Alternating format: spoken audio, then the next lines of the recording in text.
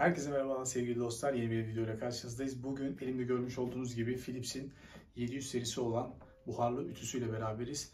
Tüm detayları inceleyeceğiz. Şimdi kutu açılımıyla başlayalım arkadaşlar. Ben kutuyu açmıştım.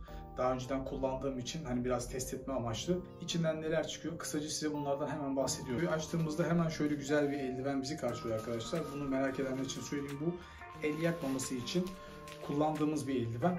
Yani buharlı ütüyü tutarken ya da kıyafetlerinizden tutarken buhar elinizi yakmaması için kullanmanız gereken bir ürün. Gerçekten başarılı. Bunu hemen ayırıyoruz. Hemen şöyle açtığımız zaman burada kendi çantasıyla beraber de geliyor. Bunu seyahatlerinizde ya da bir yere gittiğinizde bu çantayı kullanabiliyorsunuz arkadaşlar. İlk başta bundan bahsetmek istiyorum. Bu da ütüyü yaptığınız, hemen bunu kapatıp saklayabileceğiniz, bu da yanmaz ve ısı yalıtımlı bir materyal. Evet, ürünümüz çıkıyor arkadaşlar. Ürünümüz görmüş olduğunuz gibi bu şekilde. Ben 200 ml su kabıyla kullanıyorum. Normalde 100 ml olan su kabıyla da geliyor. Arkadaşlar kısa bir hatırlatma yapacağım. Hemen ürünün tanıtımına başlamadan önce kanala abone olursanız beni çok mutlu edersiniz. Şimdiden teşekkür ediyorum. Ben bunu tercih ediyorum çünkü uzun ütüleme yaptığım zaman daha fazla burada yer olduğu için, daha fazla haznesi olduğu için bunu kullanıyorum. Ürünün içinde herhangi bir ekstra aparat vesaire bir şey yok arkadaşlar. Tamamen görmüş olduğunuz gibi bu kadar malzemeyle geliyor. Hem dik ütüleme yaparak, yani kıyafetlerinizi askıdayken de ütüleyebiliyorsunuz. İsterseniz şuradaki tuş sayesinde de aşağı indirerek de böyle yatay ütüleme de yapabiliyorsunuz. Yani ütü masasında kullanabiliyorsunuz.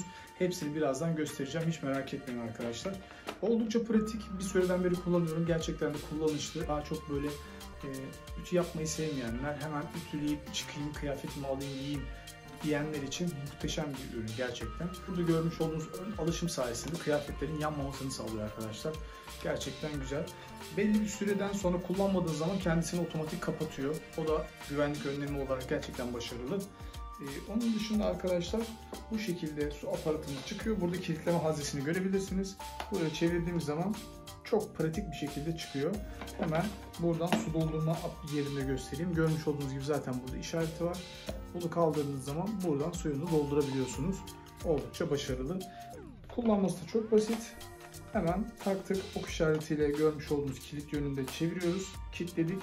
Fişe taktıktan sonra da kullanıma hazır bir hale geldi. Bu ürün bize 28-30 dakikaya kadar kesintisiz bir buhar sağlıyor. Özellikle 200 ml aparatı kullandıktan sonra 30 dakikaya kadar kesintisiz bir buhar alabiliyorsunuz. Yani 30 dakika boyunca suyu doldurmanıza gerek yok. 30 dakikadan sonra tekrardan dolduruyorsunuz. Diğer ütülerin de haznesi çok geniş olmuyor. Zaten onların da birkaç ütüleme yaptıktan sonra gidiyor.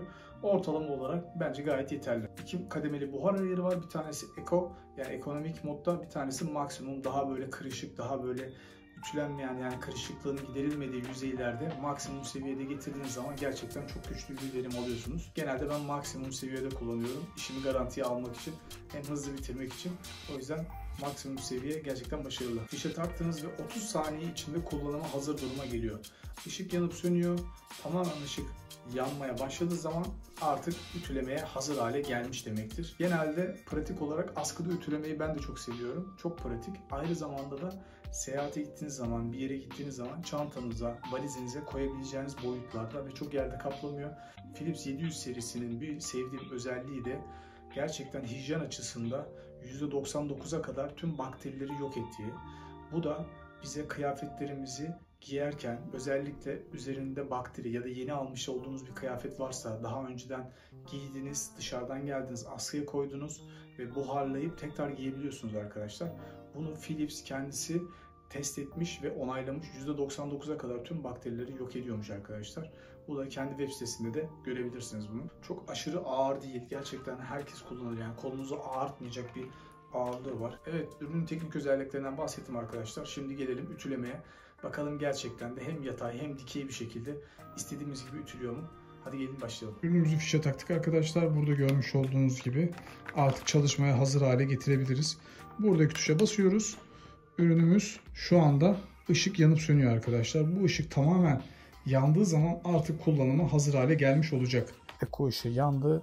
Bir kere basıyoruz. Maksimuma getiriyoruz arkadaşlar. Şu anda kullanıma hazır. Buradaki tuş sayesinde, gördüğünüz tuş sayesinde bastığınız zaman buhar gelmeye başlıyor arkadaşlar. Evet, görmüş olduğunuz gibi böyle bir gömleğimiz var arkadaşlar. Bunu biraz da kırıştırabiliriz. Gördüğünüz gibi gayet kırışık. Yani askımızı asıyoruz. Bu şekilde ürünümüzü aldık. Eco moddan Maxi moda getiriyoruz. Bu tuş sayesinde buharı aktifleştiriyoruz. Hemen ürünümüzü ütülemeye başlıyoruz.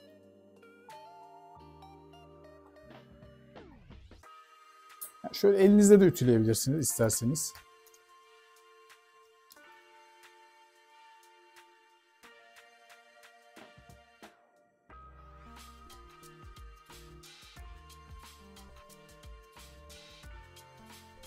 Gömlek normalde de size şöyle söyleyeyim, gömlek kolay ütülenmiyor askıda açıkçası.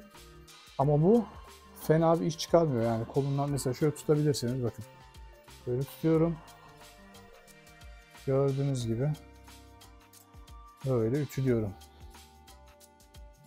Kırışıklığını alsın, günümü kurtarsın, işime gücüme rahatlıkla bakabileyim diyebileceğiniz bir ütüleme şekli.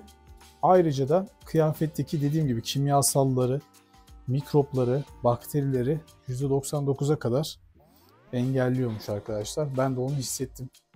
Özellikle deterjanlar konusunda bazı deterjanlar rahatsız ediyor. Alerji de yapabiliyor hatta. O deterjanları tamamen yok ediyor. Evet. Gördüğünüz gibi gömleğimizi bu şekilde ütüledi. Şimdi bunu deneyeceğiz.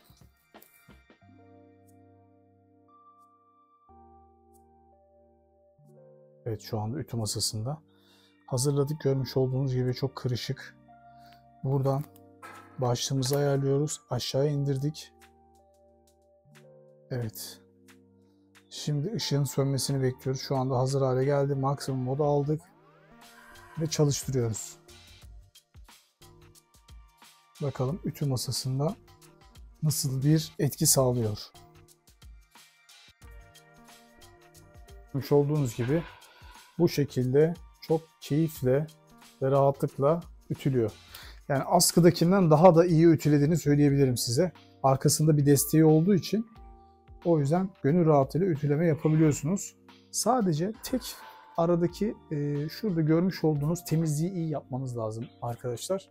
Yani şurada arasında böyle kireçler birikiyor görmüş olduğunuz gibi. Ama burada kullandığınız su genelde arıtılmış bir su olmalı. Yani musluk suyu kullanmamanız lazım.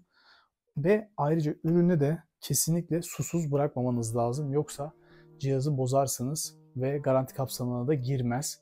O yüzden bunu kesinlikle susuz kullanmayın. Yani az bir miktar suyu kalsa bile hemen üstüne ilave edin. Hani garantiye alın, sorun olmasın. O yüzden bu şekilde kullandığınız sürece uzun yıllar kullanabileceğiniz bir ürün. Gömleklerde çok kalın gömlek olmadığı sürece size muhteşem ütüleme sağlıyor. Aşırı kalın gömlek olduğu zaman bir ütü masasına ihtiyaç duyuluyor. Onunla da yatay ütüleme yapabiliyorsunuz.